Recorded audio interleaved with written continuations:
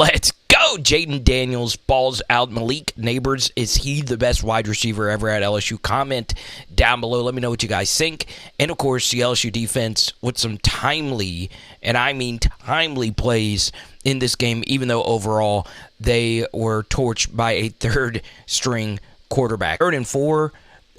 This is just a route where the job of Aaron Anderson is to push and create as much traffic here for Mason Taylor out into the flat.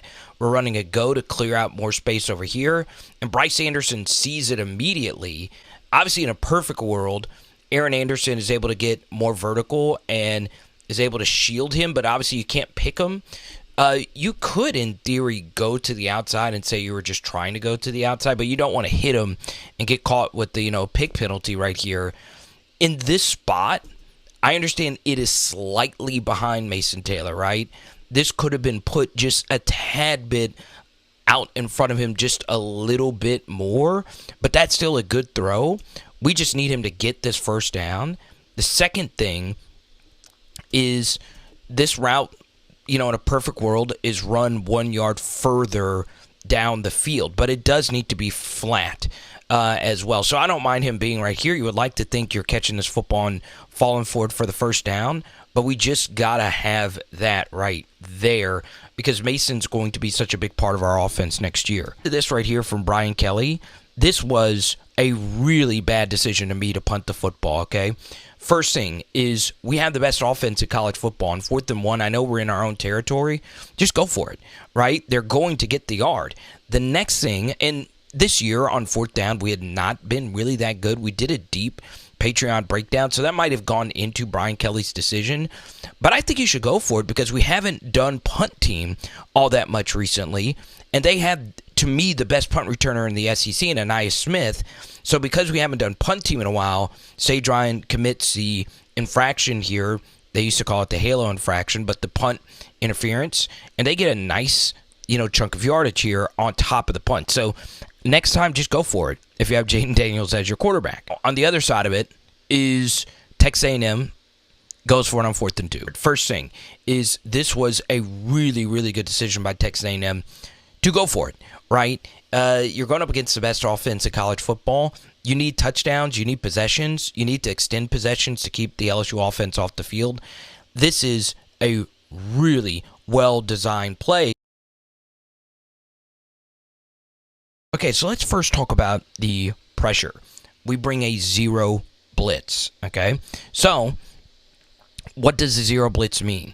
That means we have nobody back deep, and it's straight man-to-man coverage. And by nobody back deep, we have no safety help over the top, so it's straight man-to-man across the way. We'll get to the coverage in just a second. So the pressure here is actually pretty exotic because normally on zero blitz, you are having everybody crowd the line of scrimmage. But instead, we're bringing both of these guys at depth, okay? So you'll see that the protection here is immaculate. And part of the reason why the protection here is immaculate and nobody's able to get home free is that we make the same mistake over and over and over again, okay?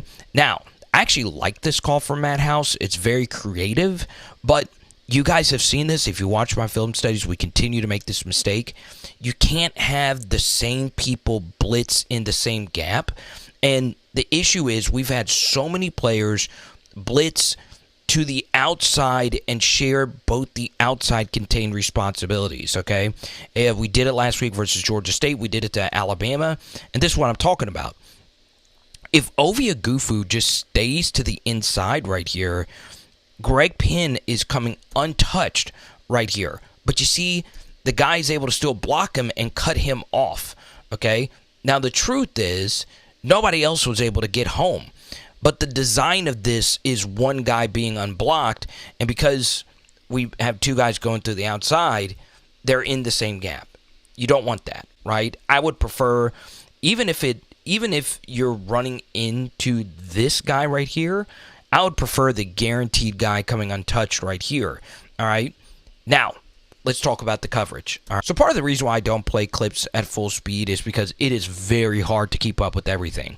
Okay, so I'm going to play for you at full speed, and you'll see that it's a bad drop, but you see how fast everything is moving, right? So it's hard to point out this, that, and the third when you are doing a film study, right? So you'll see that two guys actually get open here, all right? The first is Max Wright, but I want to show you Omar Speights here, okay? This is a wheel route from Ruben Owens. You could see that Omar gets picked right here, or rubbed. It's a clean rub. They're going to let refs get away with this, and you'll see Omar Speights is beat so bad, okay? So if he wanted this right here, this is a touchdown, like in the Alabama game, where they weren't able to hit Nyblack, the tight end, going over the top. This is a very difficult guard. Most backers in this spot are not able to stop this because they are that close to the line of scrimmage. But it does overall show the lack of speed that Omar Speights has in his arsenal, right? This running back is separating from him. Now, the next thing is, if you're going to run a zero pressure like this, you have got to have rock solid man assignments. Part of the reason why you're motioning a guy right here, and if the quarterback sees that Sage Ryan is going with this motion guy, he knows it's probably man everywhere he goes coverage, right? Which pretty much means this is your man no matter where he goes, okay? So you'll see right here that Andre Sam thought that his man coverage assignment was this player, okay, or this drag or whatever, and Wright is wide open, and once again, it's another coverage buzz. So this is Texas A&M out-coaching us with the fourth down aggression. Two guys open, and you get a critical drop. So we move ahead to this 3rd and 3. Texas A&M is crowding the line of scrimmage. One thing I want you to see is, yes, this looks like a blitz look, but when you throw over the intermediate middle, you have to account for that. And a lot of teams recently have had guys just turn their backs to our sideline just to look for shallow drags. And that's exactly what happens right here. And when you do that, that's one less person that can keep his eyes fully on Jayden Daniels, right? That's one less person that can get out in coverage and help out with something else. So when you throw it to the intermediate middle, it helps other things out. Now, I'm not Jayden Daniels. I do not know the quarterback position as well as him.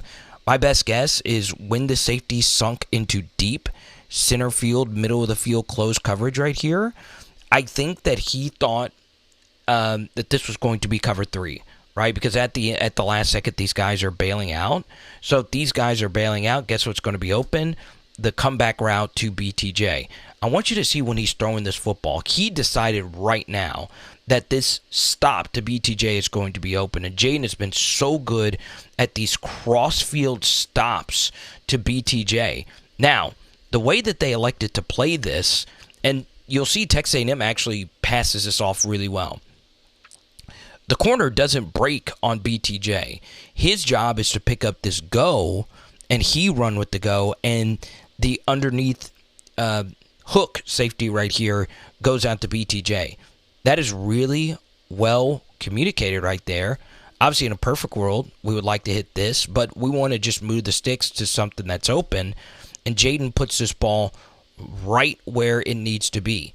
Now, if we're in this situation, we just want BTJ to move forward, but because he's so elusive, he tried to make this guy miss. His foot is out of bounds right here, so that's why his forward progress was not marked out of bounds here. We want him stepping forward to make sure we move the sticks. If his foot was not out of bounds right here, he would have stepped out right here, and the ball would have been marked right here. This was a good job by the ref to make a very special spotting of the ball, and I give Texas A&M a lot of credit. Georgia State did not do this last week. You can affect the spot, right? And they were right. In theory, it was over here, but because he stepped out right there, that was a good job by the ref seeing that and marking it where it should have been. All right, so this is the very next play, all 22 version of it. Okay, I understand this looks just like simple comeback stuff with Malik, but let's really celebrate this throw. Okay, so it is just a simple comeback route, but look at when Jayden throws this football. Protection is really good by the guys up front, okay? All right. Now is when he's throwing it, okay? look at where Malik is right here. That is an NFL level throw. Now, once again, these two have as much chemistry as you possibly could have between a quarterback and a receiver, right? Look at that. Look at that, y'all. That is freaking incredible. The comeback route has always been Jayden's go-to with Malik, more so last year than this year. Mike Denbrock wanted to get away from the comeback route just a little bit this year. And look at Malik, of course, he's never easy to bring down. Throws 11 off of him and picks up a few yards right here versus Jacoby Matthews. So we get to the second down right here, and this is one of Jayden's many scrambles on the day, and he just makes your life so much easier as a quarterback. He has Malik on this go right here, this little motion go, and it's pretty simple. We want Kyron Lacey to run as hard as he could into this space to try to draw this safety to him, and then this safety to him, and then Malik run right behind it, okay? Jayden looks like he looks right, and now he's looking left, and bang, that is there. Now, it's not an easy throw, and he's got a good pocket to throw it. I think potentially he thought that this safety was going to be right here. So, yeah, that could have been there. But here's a good thing about Jayden Daniels is, well, he's late on it, and then he thought about ripping this to BTJ, and it could if it was thrown over here, but why not just run it? Okay, this is a man coverage assignment right here, so his back is going to be turned if Maason's running. So we just run right behind it, and the protection is really good. I mean, it's really good again, okay? I know it looks like it breaks down, but it doesn't. When you're this far back into the pocket, you know, last year Jayden would not step up into it, and this time he steps up into it, and he's so slithery that you can't really get him. And now it's just off to the races. And this guy right here says, look, F your channel. And Jayden obviously gets all the way down here for a massive gain. So eventually we get to this 3rd and goal right here with Logan. Good push from Deli. God, that's really good from Deli and Charles. Look at this. One guy who's gotten better is Mac Markway. All right, I'm not just saying that because he scored a touchdown not too long ago. He's gotten better as a football player. That's him going up against a former 5-star, okay? And him really getting this movement allowed Logan to squeeze in here a little tighter before this DB could knife in here and make a potential play. And that's just good stuff right there from Charles and all these guys right here getting ugly. I freaking love it, okay? 2nd and 10. And you'll see right here we actually have Harold Perkins in for Omar Spates as the traditional linebacker in the box, okay? This can't ever happen, though. It just can't. Now, I don't know if this is on Harold Perkins. We're in, obviously, quarters here, as soft a coverage as you possibly can have. But Maason Smith is one of the best players in college football after the catch, okay? We never in a million years want someone of this capability to have this much space to do something after the catch. Now, this is a really good job by Perk getting back into the play. And that was actually a really good tackle by Javian Toviano, but we just can't have that. That's just way too easy. All right, another 3rd down. We have really struggled on plays coming out of quarters, right? In particular, on 4th quarters. As you can see, 14 plays, 47 yards, 752. I mean, they are really, up to this point, out game planning us. Long drives. They should have had that 4th down earlier in the game. And they're keeping Jayden off the field. It's really good stuff. And they have a stop, okay, on a very conservative punt. Love this defensive call yet again, okay? We were running a twist out of this, and this pressure actually gets home. There's a penalty, though. They never really call a block in the back on an offensive lineman in protection, but this is illegal, right? That is a block in the back if I've ever seen one, right? Ends up being a really good call by Bobby Petrino. One thing that Milroe got one on us, Jefferson got us with one, some other dual threats have gotten us, is leaking the back after showing that he's in pass protection, and nobody accounts for him, right? Harold Perkins is bailing out to double Maason Smith coming out of this timeout, Okay, I actually like that, and picking up any crossers. This is just the perfect offensive call on this. All right, sometimes you tip your hat to a guy that's been the best play caller of the past couple of decades, Bobby Petrino, and they pick up a first down right here. All right, now is that too easy? Yes. The other third down conversions were a little bit worse than this one. But also there was a penalty that they didn't call. So they do eventually score. One thing I do want to bring up, and it does, get a little scary. This is blocked really well, all right? Not so much worried about the blocking aspect of it. I go back to this, though. Look at how far off the ball we are, right? I still don't get this. I would love Brian Kelly to be asked. I think this could be the weirdest alignment of the season in terms of depth off the football. Okay, as you can see, this ball is on the 6, and you can see Savion Jones is lined up square with our backer. So if they are running to the left, this is just easy to seal to the inside, right? We're basically just giving this away and forcing Andre Sam to make a really good tackle. And you see, look, I mean, it would be one thing if we were knifing in and making plays, but look at how bad we're just kind of just crushed right here, all right? So, guess what? We got Andre Sam one-on-one versus 35 right here, and he sticks his head down again, okay? It's very scary when you see those kinds of things, and it could lead to targeting penalties. They do eventually score on the drive. They're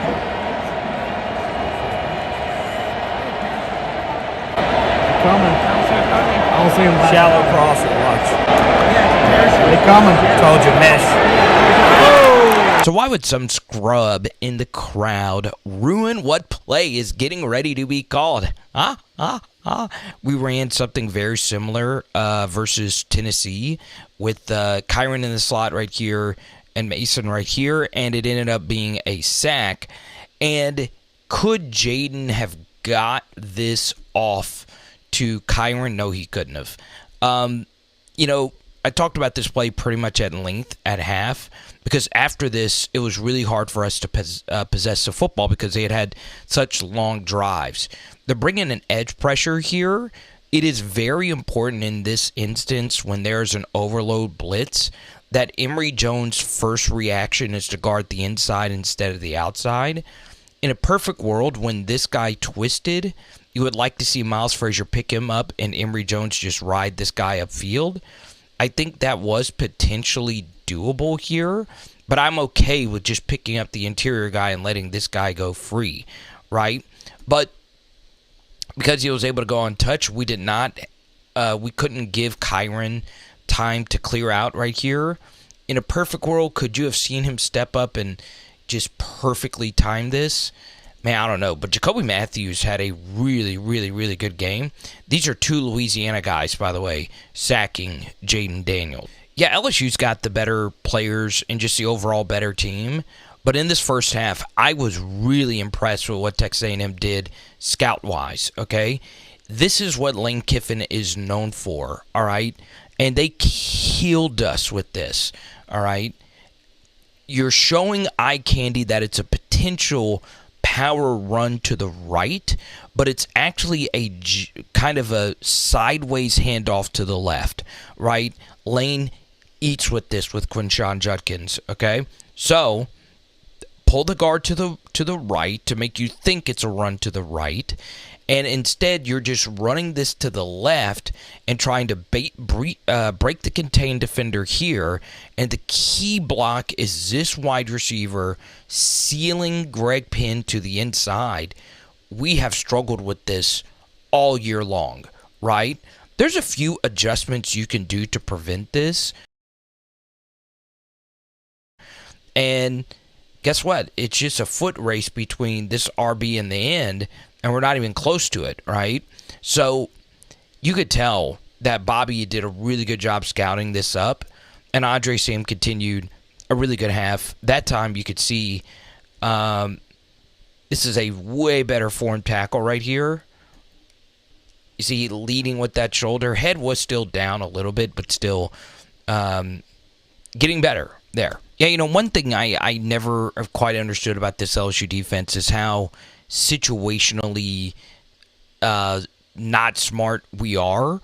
It's 3rd and 3, and we're just giving them these first downs, right? We're just sitting back in a very soft quarters-ish kind of coverage. I mean, just, if they want to just run stops across the way, you could go there. And this is just simple stuff to the slot receiver, just simple out. And it's basically just that. There's no pass rush that's going to be able to get home, even though we're not getting home at all with this. And just look at how easy that is. It's been a really tough, year for Major Burns. Okay, he gets a face mask to the face, and, he slings them out of bounds. Guess what? That's the end of it. He pick up a first down right here. And, of course, Muhammad gets in his face. And, look, this is a headbutt right here. And it is leading with the crown of your helmet, if we're being honest. Or not the crown of your helmet, but you did kind of headbutt him here. You have got to be smart and not do this. Okay?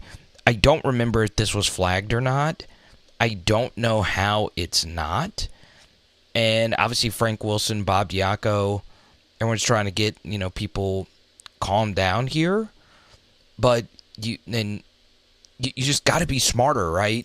We can't have that ticky-tack stuff.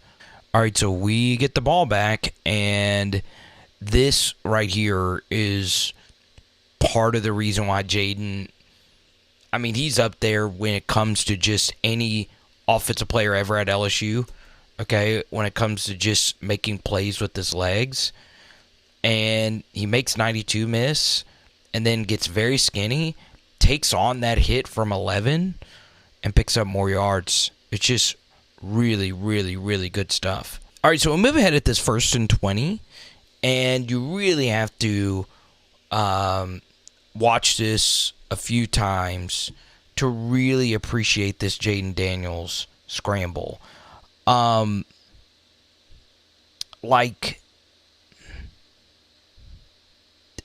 This is beyond comprehension, honestly. So let's start with the beginning here, is that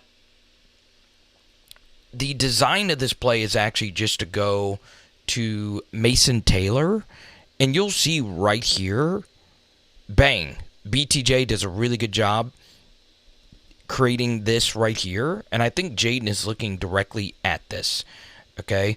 So this could be thrown, and it could have been thrown right here by Jayden, but he elects to not throw it. Now, why does he eat this? Well, it's because of the pressure. Okay, they get exotic. They're running a twist. And I want you to see how badly they collapse his pocket.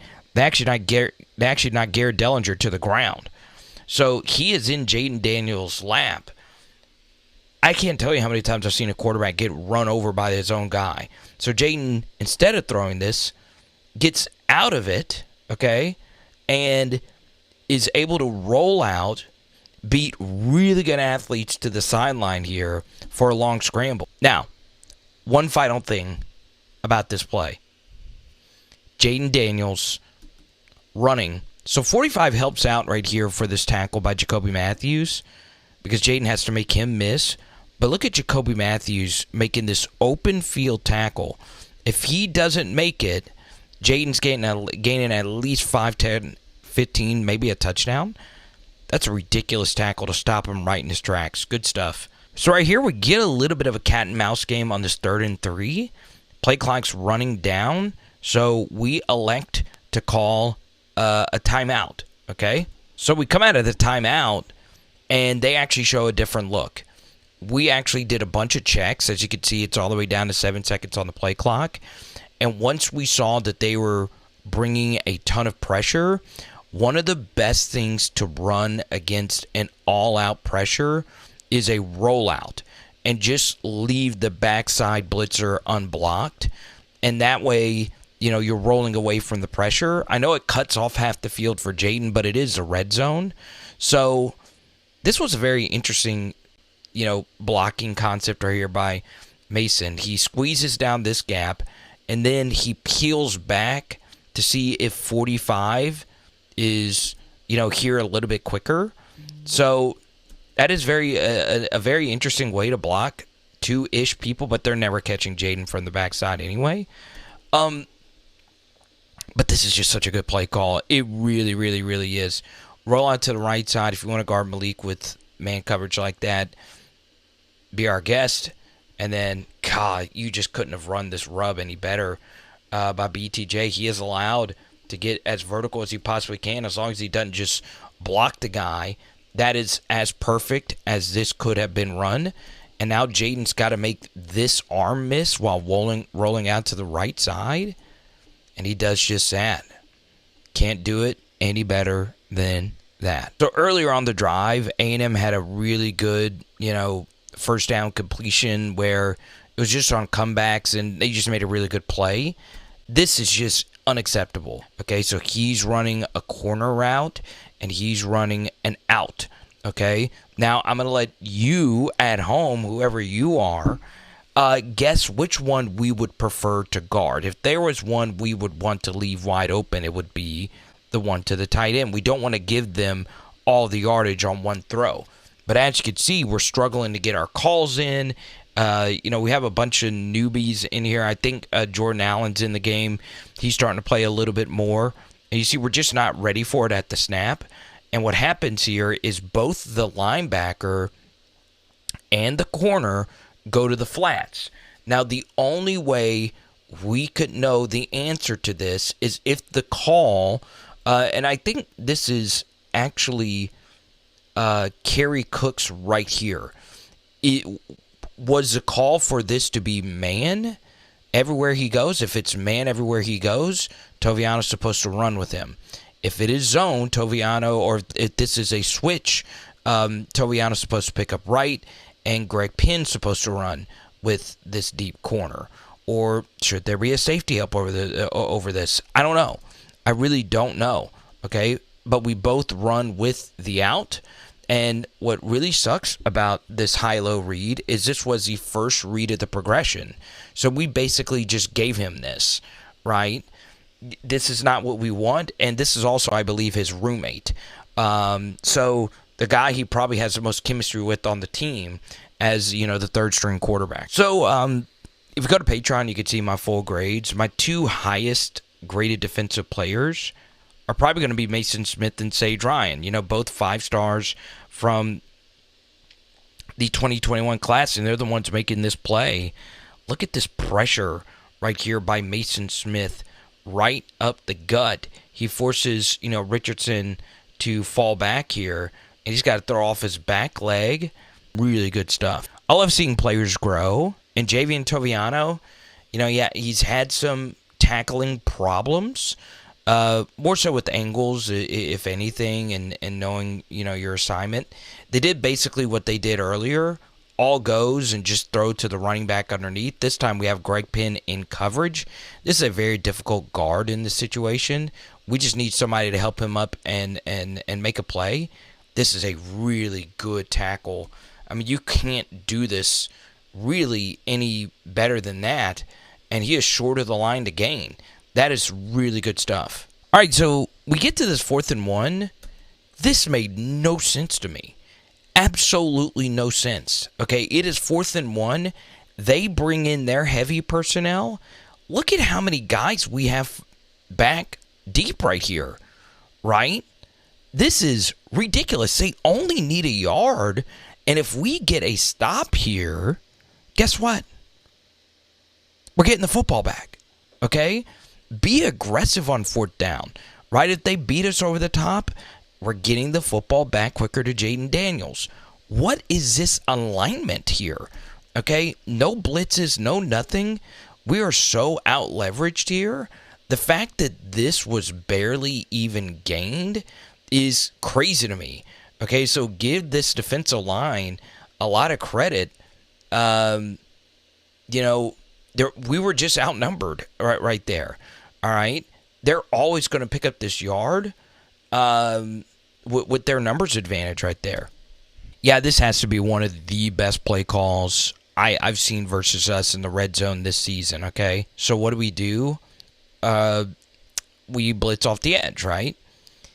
Texas A&M fakes like their tight end is staying in the block, and he just kind of leaks right out here. So you take Whit Weeks out of this play with the pressure off the edge, and you just throw where he was, and Max Johnson's little brother makes a nice play. So now Major Burns has a chance to stop him, okay? All right? And, yeah, that's not good. Here's what I am not quite getting, okay? You're looking at him with the football in his hands, okay? You notice this little look right here, okay? Bang. You don't have to guard your receiver anymore, right? He's got the ball. He's got the football, okay? Go make this tackle. And then he looks at him again, and it's too late to come in and help. And then he's just standing right here. And we're catching guys at the goal line. You'll see right here, he got initially beat on a double move. It looks like he's looking right at him, right? Or at least I think so. So there's no reason to look at him, okay? Even he's telling him, hey, I don't have the ball, okay? I'm pointing at you. This guy's coming at you. Look, he's pointing right at him. That is so bizarre. So bizarre. And then to stay right here, and I mean this is it. Okay? It's weird. I gotta give RG3 credit. He's switching everything over to Jayden now. I like to see it. Let's have a conversation about supporting the PHL Nation, right? There's plenty of ways you can support, including the Feed My Dog Fund. If you're watching this on a premiere, I know you're dropping a $20 super chat right now. I feel it in your soul, okay? This offseason gets long and cold and dreary for your boy, okay? Now, I love this from Ashton Stamps. I really do. Get downhill, make a tackle football play. He's just got to finish, okay? It's been a rough couple of games. Just got to finish it. Now, this happened versus Florida State for a potential massive loss. If you're pursuing to tackle someone, if you're going to miss it, make sure you don't cut somebody else off. And Savion Jones cuts off Harold Perkins right here, right? Now, this was a good cutback, and he cuts back actually on 3 guys right here. But it just seemed like as tacklers overall, we were very stiff this season. 1st and 10, love this call. I love a good corner blitz, especially if your defense has been struggling to maintain the edge. And sometimes you're lucky on a corner blitz, you get a quarterback bootleg and you got a guy bam right into him. This is one of Savion Jones' best reps of the season. Okay? Bull rushes this left tackle all the way back here and then gets off of him and gets flat enough to where he's not losing contain right here. Really good hustle, okay? And he's able to get here and does a good job not hitting him. And this is just a play that Major Burns has got to be able to make, right? In theory, you would like to see him intercepting this, but, you can't cut back on this quick enough. He slips, and this ends up being one of Ashton Stamp's best tackles. Very physical, and that play is a very nice one there from him. 1st and 10, and it's the same little Hank route concept, right? Just 2 little hitches and a route to the flat. And, of course, if you get the football out quickly and decisively like Jayden does, you give some cutback opportunities for BTJ to go and make some play. Hey, Jayden, right here. The 4th down play, you just kind of break it down for us. The corners did a good job, squatting on some of the routes that we throw a lot. Obviously, they seen on film, and I came back, tried to see if I could hit Brian on the slant. The DB's playing good leverage, so I kind of just seen an opening. It was a must-have for us. Obviously, that changed the momentum, shifted it. So when the play had to be made, I was stepped up to the plate. Alrighty, so a really good question to ask specifically what went down on the biggest play of the game. It's 4th and 4. They're up by 10, and we are going for it in our own territory. First off, give Brian Kelly a lot of credit for making the right decision here to go for it. But I think if you're down by 10 and your defense is struggling, it's pretty evident that you probably need to go for it. You guys just saw the big Malik drop on the play before, so let's actually break this bad boy down. So the first thing here that interests me is the protection, okay? So Shamar, I think that it's one of the 5 stars. Is this a block in the back? I don't know. Normally they don't call it. They didn't call it on, Adrian Burns later in the game.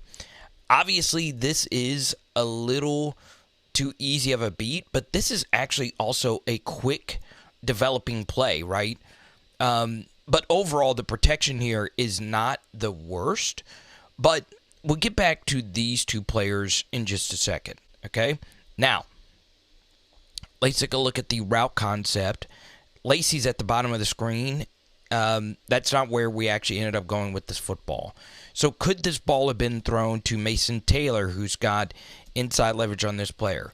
Yes, but there is a player right here in Jayden Daniels' line of vision. Could he also have thrown this football to a wide open Malik Nabers right here on the slant? Yes, okay? But if this ball gets batted down, this could be the game, right? If it gets batted down, it's done, right? So, yes, this could be thrown, but these are a lot of arms you've got to throw this football through, okay? And you see Jayden try to rip it, okay? Now, this is what he was talking about. Try to see if I could hit Brian on the slant. And, the DB's playing good leverage, so. You could see this corner right here. Looks like he's playing BTJ straight head up, but he does something very creative. At the snap, he moves to the inside. That's a really good, no-wasted movement step, and he is shielding BTJ from breaking off to the inside.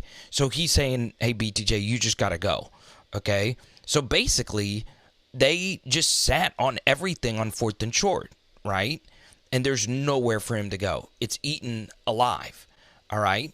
So that's where Jayden wanted to go with the football, right? He wanted to go to BTJ because the thing about going to BTJ is that if he was throwing this and BTJ was getting through there, it's probably not getting batted down. These probably have a higher likelihood of getting batted down, but this is open now. But he had already worked all the way back to this progression, and it's dead. Now, we get a little lucky that 4 just lost his balance here. I mean, he's right there to make the play, and Will did enough to knock him off balance, okay? So now it's off to the races. The guy who has the most underrated role on this play is Josh Williams, okay? This actually is a really good defensive call. They have this play sniffed out. They said, look, we're going to bull rush. Everybody stay in their rush lane. And we're going to have these two guys play QB spies and also play the passing lanes on any intermediate passing concept. So if Jayden wants to rip this, his job is to jump up in the air and bat it down. But the next thing I would say here is 24 probably should have stayed on this outside shoulder of Josh Williams. For whatever reason, he decided to go this way. I don't know why, because Cooper was over here. Now, why did he go this way? Part of it is because of Josh Williams. Rarely do you see running backs go to meet a linebacker in pass protection. A lot of running backs will just sit back here, even though some are taught if they're going to sit that far back, go meet them. Josh takes it to him, okay? And by hitting him this way, if he was over here, I don't think Jayden would have been able to get the... Well, he probably does because he's Jayden freaking Daniels. But that made it that much easier for Jayden to get through here. And then Josh makes one final block. Now, I understand Jayden's doing all the heavy lifting here, but I want you to see this hustle right here from Josh Williams. Okay? Chaparral, he's just too late. Okay? All right? Good block right there by BTJ. And I want you to see Josh Williams. All right? Matthews, Cooper, got the big sack on Jayden. They kind of gave up on this one. They're trusting, I believe that's Richardson. I would have done anything for Jayden to flip this to Josh Williams. Put it in your left hand and just flip it right here. Now that would have been one of the more ridiculous things you've seen, but he should just eat it. Josh Williams hustling always to the bitter end, man. Okay, now this angle is going to give us a better look-see on if you think any of these balls are getting batted down. Okay? This one wouldn't be, but he's already off this progression. Now, Malik is wide open on the slant, and I like to read the slants inside out. Looks like the progression is 1, 2, 3. Okay? So Jayden says no to BTJ, Kyron. Is that getting there? You got to get through this. You got to get through potentially this if he puts his hands up. Jayden says, look, I'll put it in my own hands, right? If the ball gets batted down, play's dead. Now, he could also get sacked, and that could have been completed. But with the way Jayden's playing, I don't mind him taking it himself. All right, we get to this 3rd and goal. I will say Galbraith and Markway are playing better, okay? This is a really good block by Markway and Galbraith. Good job by Emory Jones. This is Emory Jones going up against some really elite football players. He gets 5 right here, Turner. That's just nasty. Good job by Galbraith getting in there, and that's enough for Josh to squeeze through. So we get to the 3rd and 3 right here, and this is just really, really good stuff from the LSU defense. They just get a little unlucky. They're actually running the same play that they ran for the 4th and 2 drop, but with slightly different personnel. This time, Omar Spates actually was stride for stride with this running back out of the backfield. One of his good plays on the day. And everybody is just covered. Everything is covered. I know it's cut off here, but nobody is open at all. We just get very unlucky right here on this 3rd and 3. Tank Guillory does a good job getting a gap pressure, and you'll see he actually ends up getting tripped by the center. Now it's blocked off. Was this intentional? I don't know. But this is technically tripping. Even if it's not intentional, it's clear that he got a piece of Guillory, which caused him to fall. Now, is Guillory making this play untouched? I don't know. It's a tough one to make, but that should have been called. We're getting some pretty decent pressure right here from Maason Smith and Ovi to force him to step up into it. And once again, you don't love seeing, when you run past the quarterback in a pocket, but still, Guillory probably makes this play. There was absolutely nothing open. He did a good job almost making the play right there, but this ends up being a 1st down run. So this was one of the better 3rd down reps on the day. All right, so we move ahead here to this 3rd and 6, and we run 0, okay? This is what I love about 0. If it's run properly, okay, and it's not hard to run this properly, we've struggled with it, though. Everybody just needs to do their assignment, and we're going to get somebody untouched, okay? Now, if you watch the film studies, there's no safety up over the top. It is man coverage across the way. And guess what? Everything is picked up, and we do get the unblocked player right here. We just need Ovi to make this play. And guess what? Quarterback did a good job getting this football out and throwing with some anticipation. Now, once again, I believe this is the quarterback's roommate, so they have good chemistry. We have Toviano in the slot right here, and he knows that this is man coverage because Toviano mostly an outside corner. More than likely, he's not going to be to the inside if he's unless he is in man coverage. So this ends up being a really good throw. Once again, you would like this coverage to be tighter. In a perfect world, we'd like to be home by now, and as you can see, Ovi almost made this play. And we honestly just need Toviano to turn, find the football, get his hand in there, and bat this down. He's right there to make the play. At least he did a good job just staying on top of it and keeping this receiver behind the sticks, and it sets up a 4th and 1. So I like the aggression right there on 3rd and 6. All right, it's 4th and 1. Everybody's tight. There are no receivers to the outside. Why are we in too high? That just blows my skull. Of course, they could leak tight ends, but no, we need to be here to stop this 4th and 1. And truth be told, this is actually well done by our front, right? We shed a few blocks right here, get underneath some blocks, and we have this clogged up. Obviously, in a perfect world, you would want Braden Swinson's outside shoulder to be free so he can fend off and make this tackle, but that's not the worst, okay? If we had an extra hat in here, we're probably making this 4th down stop. So this play honestly just came down to numbers in the box. We want to force them on 4th and 1 to throw, okay? So I just don't like the alignment. It's the second time that this happened in this game. And once again, the tackling is an issue, okay? We can pile on Omar Speights all we want. He did a good job eating 2 of these blocks. We just can't have guys in the spot still running through arm tackles, okay? This has just got to be better. He's taking us for a ride, and finally, Major Burns and Andre Sam make this play. Alrighty, so we get to this 3rd and 10 play, an absolutely massive one by Harold Perkins. I don't know why we didn't do this versus Alabama more.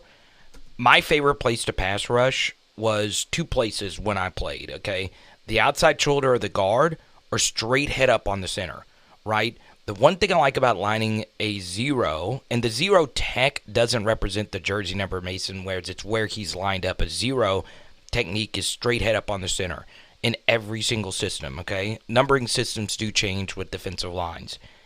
My favorite place to rush was right here because it guarantees the most valuable pressure being A-gap pressure, right? So he can go this way or he can go that way. We just want to make sure we're not having guys going through the same gap. The good thing for Maason Smith, when we have a spy behind him, is it gives him freedom to go to either side, okay? So watch his penetration he's able to get with the A-gap swim move right here. This forces this bail, but it's an automatic quarterback draw anyway. Now, we're going to come back to this a little bit later. This actually isn't the worst protection right here by the center because we did get some displacement going this way. The one thing I love about this QB spy package with Perk right here is I would like to think that Mason's going to get some kind of penetration every time off the football because he's able to see it, right? Another reason why I like playing straight head up 0 is that the football is right in front of you. So it helps you get a great jump off the football, right?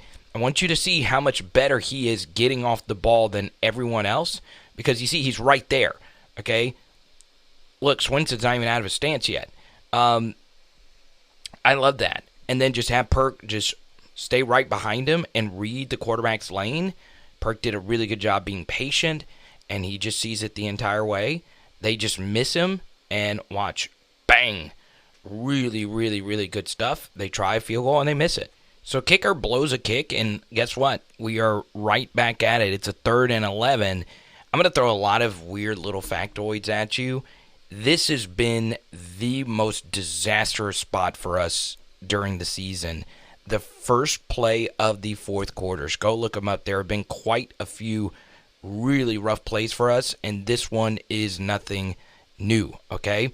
Now, I'm going to show you the coverage here in just a second, but I want to first show you the protection, okay? Not our offensive line's best day, okay? We have seen Miles Frazier when he's going up against the elites of the elites. He's had some tough go at it. This is him going up against a 5-star, end-ish kind of player in a 3-tech. This is a very difficult guard. And what's very interesting is they're showing A-gap pressure. They're backing out of it. And the center right here, Charles Turner does the right thing. he sticks his head here to help out the most immediate threat because this player was on the outside shoulder of the guard right here. So Charles Turner has a choice to make. Once he bails out, he can look one way or the other to help with protection. He decides to look to the left, and by looking to the left, it opens up this side A gap for a potential swim or spin to the inside. Okay? Now, since they're able to generate some A gap pressure, Jayden now has to find somewhere to go. This was a very interesting rep.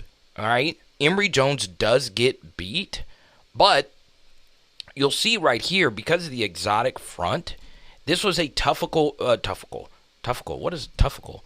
This is a tough blitz pickup right here for Josh Williams, okay? Is his job to pick up this edge guy, or does he pick up this interior pressure from a second level? I don't know. It just comes down to how it's communicated. That's a call that Brad Davis and Mike Denbrock make, okay? So he's kind of confused on who he should pick up. Thus, he puts his hands on Emory Jones, hurting Emory Jones' ability to stop this edge rusher right here. He eventually gets confused, and we're not really able to pick. We do eventually pick him up, but he made life very difficult right here on 4. Now remember, earlier in the game, 4 had the opportunity on the 4th and 4 to bring Jayden down with some edge pressure. Are we getting away with a little bit of a hold right here? Maybe, all right? You tell me. Kind of a weird. 4 gets out of control. So now, Jayden is rolling out to the right side, and it's an issue. Okay, he's having to throw this somewhere, and the funny thing is if he's throwing this to Josh Williams, he's catching this and going for a mile. So A&M catches a little bit of a break, but that is some really good pass rush across the way. Now, the funny thing about this is if we're protecting this okay, we're hitting Malik Nabers for a huge gainer. This is a really good call by Mike Denbrock coming out of this, all right? If they're going to crowd the line of scrimmage and play man coverage in a clear single high situation, let's create some automatic separation for Malik, a free release, and just get him in a foot race going this way. He is going to win it every single time. This is a good job by Mason Taylor getting in the way of this DB, creating this man coverage traffic right here, and bang, all right? This is there, but because of all this pressure up the middle, if one of these blocks are completed, we might be able to get this off, but because we lost both of these matchups right here, one for communication and another guy just getting beat, Jayden can't throw this, okay? You see at this point, you just cannot throw it. So if the protection was good, this is another Malik Nabers huge gain, right? So think of all the yards Malik could have had in this game, right? So Jayden eventually gets it to Malik, and it's just obviously just dead. All right, this is just really bad defense. It really, really, really is, okay? We're bringing a pressure here and a pressure here. I hate bringing disguise second level-ish pressure from 2 guys in the same area, right? Because unless you have some uber athletic guy right here or you're doing something really crazy right here, all you have to do is run stops, right? And there's so many teams now that run these option routes where if they see something like that, they just turn and be like, hey, I'm wide open. This was just probably the design of their play all the way, and we did a bad job versus their third-string quarterback giving him easy completions all day, such as this one. There isn't a completion or a quarterback in the country that is not reading this and throwing this. Think of the most zero-star fifth-string walk-on in the SEC. If you were just to drop him into this situation right here, he is going to be able to make this throw. That's how easy this is, okay? It's just an awkward pressure. And once again, we do not want Aniyah Smith. This dude is freaking lethal to have this much space to do something. And the reason why is because of that, right? He's able to make guys miss. And, he makes Stamps miss, and then He makes, obviously, these other players miss. That was a good job by Major Burns eventually getting him down. But, it's just way, way, way, way, way too easy. All right, so you see on third down, 9 of 9 for 111. And we get to here, all right? I've been asking for this. You can go back to the Alabama film study. I love putting a guy right over the center, right? If you, let's say like you're doing it like a traditional 4-man front, you have a 3-tech, a shade or one, however you want to number it, and 2 ends. It's just easier to protect. I just think when you are like kind of in an odd front with the spy, it's just harder for everyone to, dish out their assignments, especially if it's in a 5-man empty protect. So you'll see we're only rushing 3, dropping 8, and we're able to get the absolute best pass rush of the season from any defensive tackle. Maason Smith, head up nose. Not only have I been asking for more of these kinds of fronts and moves, Blake Ruffino, check me out, Monday night, 7:30 on AYS. Guess what? We get a swim move over the top through the A-gap, and it generates this much pressure. Now, do we get a little lucky that the guard was occupied right here by Harold Perkins? Yes, because in this spot, once he saw Perk, back out, his head should have snapped this way to help with Maason Smith instead of this way, because this is the more immediate threat in my opinion. Okay? But he doesn't. Mason's able to get through here and generate this pressure, and he is the sole reason why this interception happened. Okay? Once again, with A-gap pressure, you just can't get through as easy, right? If you're coming in from like a shade, if you're in a shade, you're more likely going to get double team. If you're coming from a 3, they can wash you up and run underneath. The good thing about going right through the middle is you're getting A-gap pressure right at the middle. It's geometry. It's harder to just get through there. And guess what? Maason gets his hand in the passing angle, and he throws an awful, awful interception. Good play right there by Greg Penn. And honestly, this move works. I am not a good athlete, but this was just what I did, right? And in high school many years ago, okay? And look, this wasn't the cleanest get-through either, all right? But it's just so much harder for a center to wash a guy up in that spot, especially one as good an athlete as Maason. And he's actually getting held right here, all right? And he's still able to make this play when we really needed it. Look at that. That is really good stuff. Now, look at when he's actually deciding to throw this. See how much easier defense is when you're making a guy not give easy pitch and catch completions? Look at where is he trying to fit this, okay? You got to get it through him, you got to get it through Perk, and you got to get it over Perk to this player. Actually, to this player, excuse me. God, look at this from Harold Perkins. Mother of... Look at that. That's just crazy verticality. And good play. Kind of felt like that Jacoby Stevens INT versus Mississippi State. Good stuff. Alrighty, life is always good if you have Malik and BTJ because you get wide open completions such as this one. We're running a vertical with BTJ who you can't see, and Malik is also running around. This could have been Kyron right here. I don't remember, but it's cut off. They get into quarters right here, so he's in the deep half, he's in the deep-ish half, and they just kind of forget about Chris Hilton, and Jayden does a good job, seeing everything to the left is just not there, and because our pass protection is absolutely immaculate, good stuff all around, Jayden is eventually able to see a wide-open Chris Hilton open up on the dig, right? They just totally forgot about him being on the field. I mean, we rarely target him. So, obviously, we just need him to break a few tackles, and, he falls forward for a few extra yards here. Good stuff. Now they're going to throw. Thomas in the corner. All right, so there's all kinds of 2019 LSU comparisons to now.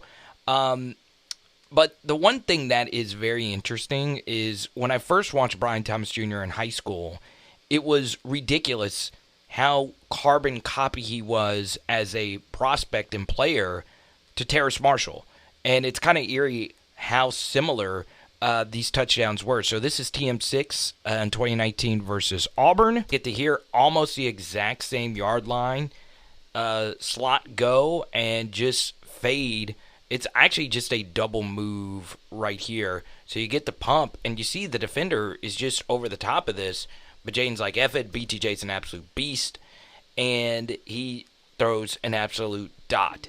Now, I show you that because if you were a PHL subscriber for years now, here is actually the catch right here. Absolutely ridiculous. It was a far more difficult catch than the Terrace Marshall play, which was a good play in its own right. But still, same corner of the end zone. You just love seeing those things happen. And this is why you should be a PHL subscriber. This is a couple years ago that we compared him and comped him to TM6. We were getting overloaded in zones with their passing game. In particular into the short field, they were running vertical switch routes and then bringing a drive route back that we just couldn't match in our zone. And it was difficult in man coverage. So we went to a spy technique with Harold. And then we went to an old-fashioned two-trail coverage where we just ran cover two behind it, and we just ran trail technique underneath. So we got underneath all of the receivers because they were, as you know, a lot of spot routes, a lot of curls, a lot of drive routes that we just couldn't match. And that we got 3 consecutive stops being in trail coverage. We hadn't run it all year. We kind of had to make that adjustment at halftime. We talked to the kids about what we needed them to do, and to their credit, they went out and executed it. So before we do the coverage, let's first talk about the protection, okay? We blow it up. Once again, the Harold Perkins spy thing does a few things. The first thing is if he steps here, the guard and just the middle of this offensive line has to respect that. So that helps generate a one-on-one out here because of the exotic nature of this look. So you'll see once he backs out, this generates this easy one-on-one opportunity for Paris Shan. The other benefit of having Harold Perkins as a spy is even if you are going up against a dual-threat quarterback, if the end decides to rush to the inside, Harold Perkins becomes the new contain and or spy defender, okay? So you see all this pressure generated up the middle. The guard right here was, sucked in by Harold Perkins' because of the initial step, and that generates this pressure, all because of this. We do not want the left-handed quarterback to be able to roll out to the left. So while this isn't the best pass rush right here by Braden Swinson, at least he kept his contain right here. Now, once again, because of the pressure, Harold Perkins is able to, really bear down on this. And I want you to see this, all right? The ability to stop and start. All right, 16 does one of these little head fakes, and I can't tell you how many times people just run by it or they lose their feet, they slip. But look at how Harold Perkins, just look at how smooth he is as an athlete. No wasted movement. Just stop on a dime. That allowed Swinson to get back into it. Now, if he slips right here, he can get around and just run. He has all this space to run through right here. But because of that, Swinson did a good job sticking with the play, and he's able to get half a sack. But that was all generated by the threat of Harold Perkins. So since I've been doing the film study, and one final thing before getting to coverage, I like this communication between Shand and Perk and Maason Smith. That's good to make sure we're not, getting into the same gaps and knowing our assignments. Now, whenever you hear the word two in terms of coverage, that more than likely is going to represent the safeties. Okay, so we got Jordan Allen in the game, and we got Major Burns in here, and we're in two high. So Brian Kelly said two trail. All right. Now, the funny thing about this is a defense that Ed Orgeron ran to death during the dark years of of the Orgeron tenure, right? Just straight too high, man underneath. Okay? Now, when you run these types of coverages, the routes that really beat you are shallow drags. When you run like mesh and things like that, where you really have to run across the field. Okay? What too high is good against if you do something called trail technique is exactly what Brian Kelly said, curls and flats. So what is trail technique? Well, it's when you let the DB run in front of you and you just trail him, right? Because a lot of what they had been doing are just simple comeback routes, right? Like what Brian Kelly said. So you see, Toviano is trailing this DB. If he decides to go over the top, we have safety help over the top. But essentially, trail technique in its essence is just man coverage, right? It's just man coverage across the way. Okay? Now, look at this. Everything's covered. All right? Omar Speights did a good job getting around this. This would not be enough for a first down. Well, I won't say what I was going to say. But I think you guys know where I was going with that. I'm glad he didn't throw it there. Let me just say that. Now, everything else is covered. Once again, like I told you, Sage Ryan is having a good close to the season. That is excellent. Excellent stuff. All right? We're just all over it. Everything is just covered. Now, once again, you take a look at what we're doing here. We are trailing this DB. All right? You see how it seems not smart, right? But that's what we're doing, okay? We're getting behind him and making him go this way. We don't want simple comeback routes. Let's see if he could throw across his body over the top with an over-the-top safety into this space and just make him go, all right? Everything covered. Now, let's get into a debate here. Did Brian Kelly call this? Is he the guy that is telling Matt House, hey, let's run two trail? It is a little bit of a throwback, right? But it works. It works. And this is really good defense. This is how it's supposed to look, okay? The truth is, Patrick Mahomes isn't completing anything versus this. This is how LSU defense has always been played, right? And look at the sideline going crazy. I love seeing that. Princeton Malbrew a walk-on. Love that. So there's something about sacks, right? You know, the quarterback has to get lifted up. You know, you get the crowd involved. And you see LSU had 4 sacks in this game. I'm not the biggest sack fan. I think it's way overrated. Pressures is a way more accurate and predictive representation of who you are as a player, right? But I will say in LSU's 3 losses this season, they had 2 combined sacks. And in all their wins, they average well over less than a sack per game. Now we get to this punt return, okay?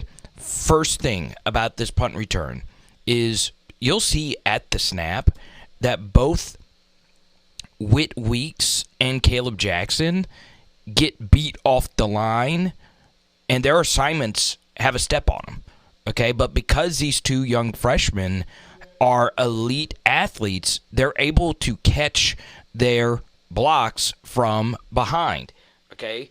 This is abso-freaking-lutely ridiculous stuff by both of them. All right, look at this from Caleb Jackson. He's able to catch him. This is not a block in the back. It's a block from the side. His helmet is across, and he's able to knock him off his feet. Whit Weeks is now even and actually ahead of this guy, and he's able to get him out. All right? So this block is really good. We got 2 guys on the gunner. This is Hughes and LaTerrence Welsh. It's really good stuff. And all we need is Gregory Clayton to make the first guy miss. Now, whenever you lose your feet, I honestly think it is one of the most under-talked aspects of football. All right? When defenders lose their feet, it opens up massive holes in every walk of life in the game of football, right? So 92 is on he's looking for a call. Was that a block in the back or whatever? It wasn't. And look at all this space. Now, him not being here, look at this gaping hole for Clayton to see and sneak through. Whit Weeks, once again, perfect block right here. everything is just so well blocked. And guess what? Clayton has an alley to run through. Okay? Malbrew, who we saw celebrating a minute ago, looks like that was a little bit of a flop, and we get a pretty decent return, so good stuff all around by our punt return unit. All right, we get to this 1st and 10, and dear God, like, this is crazy. They run the same coverage. You're expecting a comeback route right here to BTJ. We saw that a little bit earlier, but you don't just want to leave Malik Nabers this open in the slot, right? That's pretty incredible that was just that easy for Malik to catch. But what's even more impressive is, as always, he's not easy to bring down. Okay, look at all these guys he is just carrying down the field. It's crazy. Get to this 3rd and 9, and once again, Malik's ankle is taped up, right? He's had a drop. He was banged up. He's had some tough falls this year, and this protection is good, but not great. You could start feeling the heat just a little bit here. Jayden does a good job sticking in it, not panicking, not running out this way and just waiting for Malik to open up. He's finally able to reset his feet, and he just misfires here. Okay? Malik is wide open, and we just miss him. This 1st and 10, it was a holding call on Texas A&M, and this time the protection is perfect. Okay? Protection is immaculate. Look at this. I mean, you can't do it any better than that. And the good thing about slot fades is it is a faster developing vertical play. It's dot, dot, dump. Not really a whole lot of, footwork or anything spectacular involved. You just need a really accurate throw. And Jayden gives that to us here. Tight spiral. And it's a perfect back shoulder throw. And these were the plays that, last year we weren't completing as at high of a clip. And in the first game versus Florida State. So the transformation from then until now is nothing short of incredible. And look at Mike the Tiger, baby. Let's go. I'll give you this angle right here. I mean, the crazy thing is we didn't even really need any type of push off or anything. And this coverage is actually not that bad, all things considered. So Malik still has a lot of work to do to get his foot inbound right there. I mean, his body control is nothing short of incredible.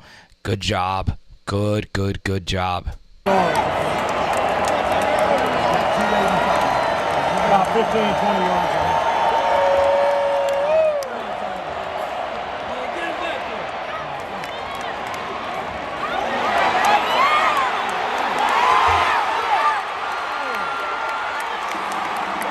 All right, so that was a reaction in Tiger Stadium. Let's go ahead and break it down. Obviously, kind of a weird play. Let's start with the protection and the pass rush. I don't know why this tackle decided to help down right here on Guillory when his job right here is the edge rusher. The issue is, once again, Savion Jones, you could see he's further back than everyone else. He's just rushing the passer. This tackle has enough time to help with Guillory and then get out here, which was kind of risky for this tackle. So it looks like Savion Jones has a chance to get this edge right here, but he doesn't take it. He just stops. I don't know if this was just a straight-up mush rush call, and he backs up, and now we just kind of have him in no man's land. I don't know what he would be looking for here, okay? So Guillory has the double. And this is a good rep by Maason to collapse his pocket. But overall, what I don't understand, and we'll get to this with the coverage, is why we have Harold Perkins here. If the two-man trail had been working with an odd front and Perk back here as a spy, why don't we just keep doing that? I don't quite get it. Now, you can't just do it on every single play, but I would have just kept doing that until they actually successfully had a drive. Now, why were we running those trail techniques? Because, well, the underneath routes had been wide open. So I'm going to go ahead and show you this and then give you another angle just to let you know how bad this defensive alignment actually is. But let's get to the actual tackle, okay? Now, you just got to make this play. A little bit of a soft entry, if you ask me, from Omar Spates. Just not really physical, and it looks like he was just catching him. And it's honestly, tackling any Power 5 Division I player is hard. This guy's a bigger player, but he's not going to outrun you. So you don't have to just fling your body into this guy. You could just kind of run with them and then eventually guide him out. The one thing we don't want him to do is break this tackle vertically. All right, so now we get to the coverage, okay? Once again, we're communicating everything. At least we get everything communicated by the snap, kind of, sort of right at the snap. Okay, I'll take it. The issue is this coverage is bland. This is blander than a turkey sandwich with mayonnaise. This is blander than the name Chris. This is blander than the pick six expert for the Dallas Cowboys. I mean, it is bland, all right? We don't want bland. This is a third stringer who's had issues with very exotic stuff, okay? This is bland for the front. This is clear where you're running a four-man pressure and more than likely not running a twist. I won't go into why that's the case, but they know, all right? This is bland right here. Three-ish traditional linebackers. Harold Perkins as, the hybrid nickel linebacker type out here. And it's also bland what type of coverage we're running. We're running straight quarters, okay? This is very easy stuff, okay? Don't you think Bobby Petrino and the third-string quarterback knows this stuff? So I don't know why we're even back into quarters. I just don't get it, okay? The next thing is when this player in quarters is going in on the dig, you don't need to run with it because you have this safety right here, okay? You also have the overhang linebacker right here. So we just have too much energy invested into this portion of the field. Sage Ryan has had issues overcommitting to one assignment and not getting to the next. Okay? If you've watched film studies all this year, you know this. The third thing is because the coverage is so bland, you'll see not one, not two, but three people open. Okay? So obviously this is a guy that eventually, goes full Rob Gronkowski. This in the flats is open for a somewhat big gain. And if this was thrown with a lot of anticipation, this would have been put into a tight window. But this is where he should have gone, the wide open side of the field. And because we're so pinned in right here, in quarters, when you have a safety right here, there's no reason for Sage to be all the way over here. Now, if you're all the way over here, we need you to hightail it over here and make a play. Okay? But you see, he begins to loaf. All right? And now, right here, we need you to do whatever it takes. Slow him down, do something, and at least he slowed him down some, okay? Now, at this point, you got a horse collar. I mean, you got to do whatever it takes, but it's a tutty. Horrible, horrible, horrible. All right, we get to this two-point conversion play, and this is just not great quarterbacking. Looks like they're trying to get like a little running back slip out here, and we're in a pretty good defense for it. We're in zone. Sometimes I don't get having a safety this deep into the end zone. I'd love to hear an explanation as to why, but two-point conversion plays have not been our best thing, and just short yardage plays in general have not been our best thing. We've really not have had really a good thing. Good job by Savion Jones keeping, contained right here, right? We don't want him to roll out to the left. Now, as a quarterback, okay, for you Texas A&M fans that watch this, even though you're trying to get the running back right here, you're not beating this player to the outside, okay? You're just not. Sit in this pocket, and this honestly is kind of a weird route concept. This is mega mesh right here, all right? You got three shallow drags going this way, and you also have a shallow drag going behind it. This is very creative stuff, okay? If he would have just sat in this pocket and go to his next progression, he's scoring this right here, okay? Instead, he's rolling out to the left side, and he kind of just throws this bad boy on up there. Savion Jones gets a good pressure. Was this hands to the face right here? No. So good stuff right there by Savion Jones. Right here, we just want to knock it down. An interception does absolutely nothing for us. Okay?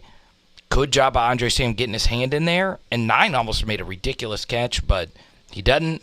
Good stuff. I mean, this is, you just don't see this hardly ever. Now, once again, there's people smarter than me that watch this stuff. Maybe you do see something like this, but if you're sitting in this pocket, it's there for an easy 2-point conversion. All right, so this is just crazy, crazy, crazy stuff.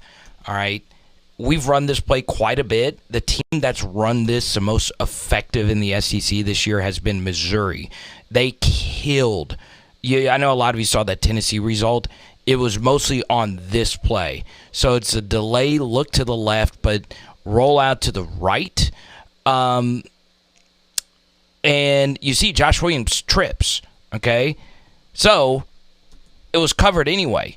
Jayden, though, eventually finds Malik Nabers right here. And just the speed, I would not be shocked if he was RA Analytics' fastest player. This is abso-freaking-lutely absurd, the burners he puts on right here. Okay, Jacoby Matthews, a lot of you are very familiar, very elite athlete. Can't get him, okay? Just can't do it. Now, we get to the holding right here by Kyron Lacey. I see it. I mean, it's fine. It does look like it's a little bit of a tug across to Texas A&M. So Malik actually slows down once he sees the holding, and he knows it's coming back. And you can see he's frustrated. He sees it right in his line of vision. And he even said in the post-game press conference, Malik, that happened. And obviously, Kyron Lacey was very distraught because this cost Malik's record. You'll see it right here. Sometimes you just get unlucky, and that happens. Okay. They had it covered. Man, that's just really good stuff by Malik, just finding that window and just getting after it, okay? This is just crazy to run horizontal like this and then get the edge on, once again, these are elite SEC Power 5 starters right here, okay? You have got to be on your high horse. And something else that's really impressive about Malik Nabers is how often he's able to get vertical after he gets the sideline, right? Using every inch of the field. Now, let's see if we actually... So you're looking at the first down play, and, Bryce Anderson swipes in there and makes a nice tackle. We only had 36 yards on 15 running back carries. So I'm going to go ahead and run this next play at full speed, and this is after we burned a timeout. So we burned a timeout to get into something that we really want, and I'm going to say something after this play is actually run, and it's going to sound like very weird considering, we beat Texas A&M and we average 7.5 yards per play, but I really do think A&M's game plan was really good. It was just Malik and BTJ and Jayden just making ridiculous play after ridiculous play, okay? So this is a scramble for a first down, as you guys saw. Now, you see all this motion and all this communication right here.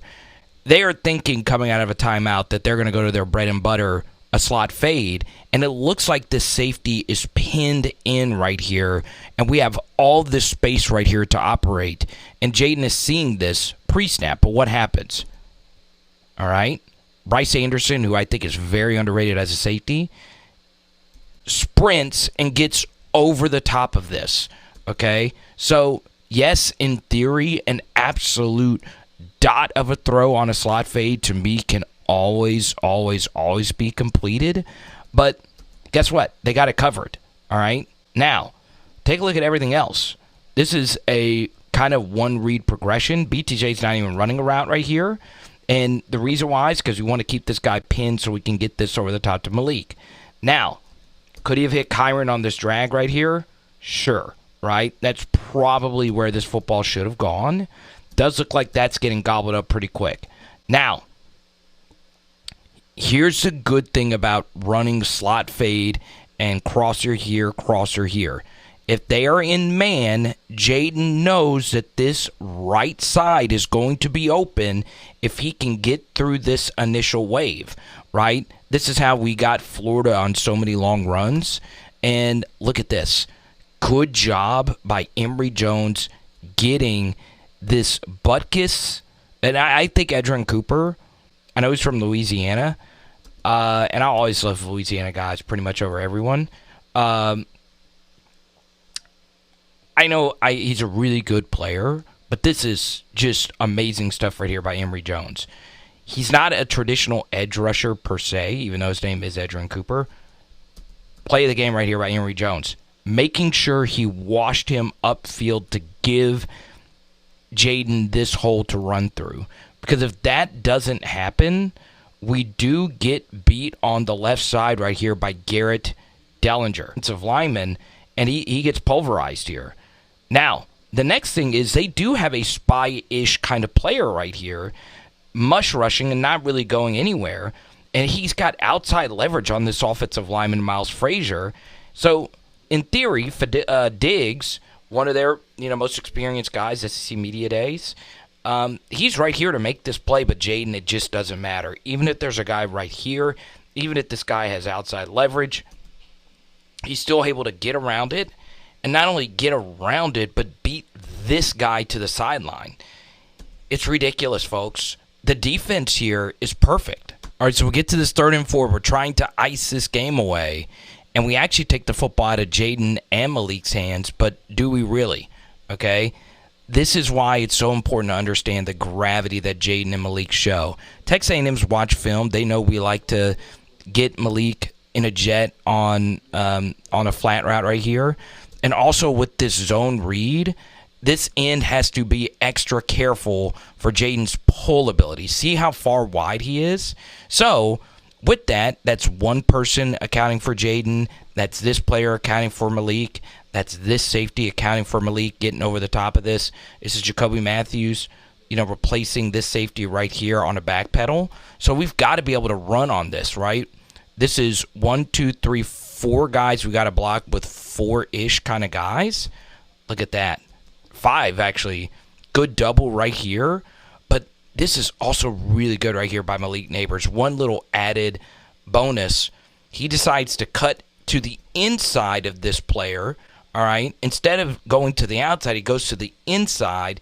That gives Logan that much more time to just slither through here for Logan's clutchest run, because the guy that Malik got right there is the one that ends up making the tackle. That is really good design and a gutsy call to run right there on 3rd and 4. And look at this. All right. I know it's pretty obvious that he's blitzing, but I just love Will's communication ability. All right. He's actually not – it doesn't look like he's communicating to the other offensive line. It looks like he's communicating to Jayden saying, hey, this guy is blitzing right here. And actually, no, he's communicating to Logan that, hey, I am picking up the inside guy. You pick up the outside guy. That's really, really, really well done. Good protection across the way. And it's just a simple fade, okay? Give Jayden a clean pocket and watch him cook. And look at where he puts this ball. Only where Kyron can get it. You can't throw it any better than that, folks. It's absolutely perfect football. Now, Kyron's not Justin Jefferson, and I doubt he ever becomes that good of a player. But he's wearing that number 2 uniform, right? And you saw the route last week versus Georgia State. If you haven't seen it, I'll link it down below. It's absolutely ridiculous. His route running is so patient and so good. He's got a great burst right here. And, man, this honestly is just really good stuff, okay? Patient footwork, all that stuff. DB does have inside leverage right there. And, he's got him beat. And the back shoulder throw, God, that's just good stuff. All right, so now we get to this 3rd and 6 right here, okay? QB spy. We're not doing, simple quarter stuff anymore. None of that BS. Maason Smith gets triple teamed. All right? That shows you the impact he had on this game. This was, and it's not even close. This was by far his best game during the Brian Kelly era. Man, I just love seeing Maason, play to his potential. And it's a QB spy thing. You're not outrunning Harold Perkins. You're just not, okay? The only guy that could is on our sideline. It's good stuff. All right, so it's 4th and 3. This is a lot better fourth down awareness, okay? If we stop them, the game is over. So everybody's feet should be on the line to gain, which it is. Okay, we're up in their grill. Let's make them make a play. And as you can see, it's only a 3-man rush, all right? So we got not one but 2-ish kind of spies. Part of it is because the running back stayed in, so that's Greg Pinn's man. And when there's a defensive alignment that's giving you issues, and they've switched up the coverage and they're running trail technique, which they hadn't really shown on film all year, guess what?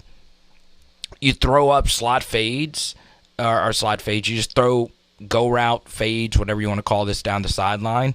And look at this from Toviano. Just all over Thomas.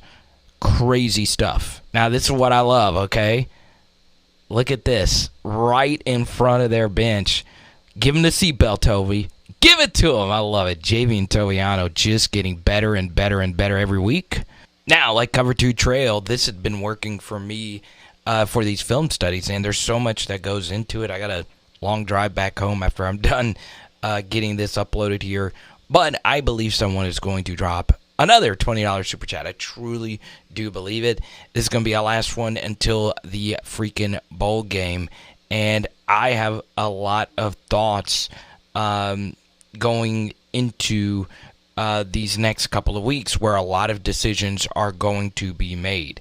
Once again, it's always good to see Noah Cain getting his due. What a team player.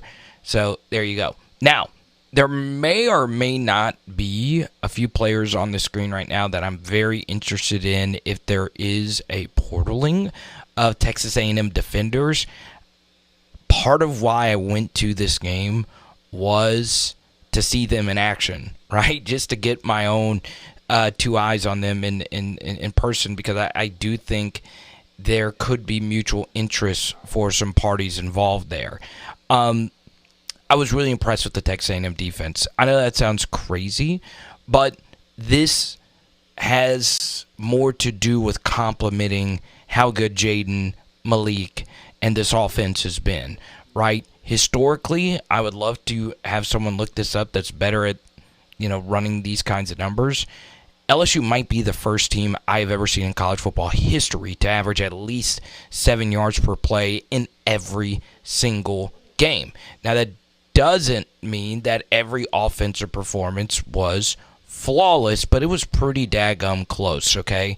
This was a historically great LSU offense. Now, I know after the end of 2019, we all said, well, we may not ever see it again, and just a few years later, this happens. But then again, Joe Burrow and Jayden Daniels are the only two to do what they've done, which is average over 400 yards per freaking game. So, I'm going to save you my Jayden Daniels for Heisman spiel. I think a lot of you share that same opinion. I won't go too deep into this opinion here, but I do think Malik Nabers is now the best LSU wide receiver I've ever seen. Now, that doesn't mean he is going to be a better pro. That doesn't mean he is going to be that doesn't mean that Jamar Chase or Justin Jefferson or whoever else had the better peak. This is just accumulation of career and records and all of that put together. He is the best, and there you go. Now, defensively, rough game, lots of positives. Shout out to Brian Kelly and the staff, whoever actually made the decision to switch up that coverage into the and it was more than just the trail stuff, but just shout out to them for finding a way to get us some stops in the second half. Now, this is where it gets spicy. What about Brian Kelly? What would you grade him for this year's season, right? Obviously, historically great on one side of the football and historically not so great on the other. There was some positive, defensive performances here that, were that was really good. In particular, Maason Smith had a phenomenal tackle football game, and we utilized him correctly. We utilized Perk in better spots, right? There are a lot of different things to talk about this team, but let's freaking celebrate it, right? A 9-3 team in year 2 with just an absolutely hellacious defense. Celebrate Jayden Daniels, right? I was talking about this on live stream. There's so much kind of moping around. Oh my God, we wasted this year's defense, and oh my goodness, if this was the 12-team playoff, would we be able to sneak in?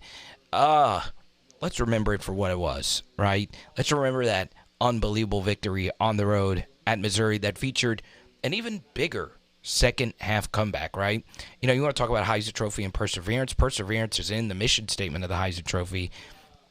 Jayden Daniels won 4 games this year where he was trailing in the second half, right? This guy did everything for us. But all that aside, we hope to see it on a live stream, and I appreciate everyone that stopped me. You saw some photos, throughout today. I wasn't able to take photos with all of you. But yeah, it's super cool to get to do this and know that it has, an impact on their lives. But the future is bright with BK. There's a lot of things that we need to fix. So let's go. It is Pow Hour LSU. Boom. Some content floating in your face right now and tonight. We're doing calzones. Let's go.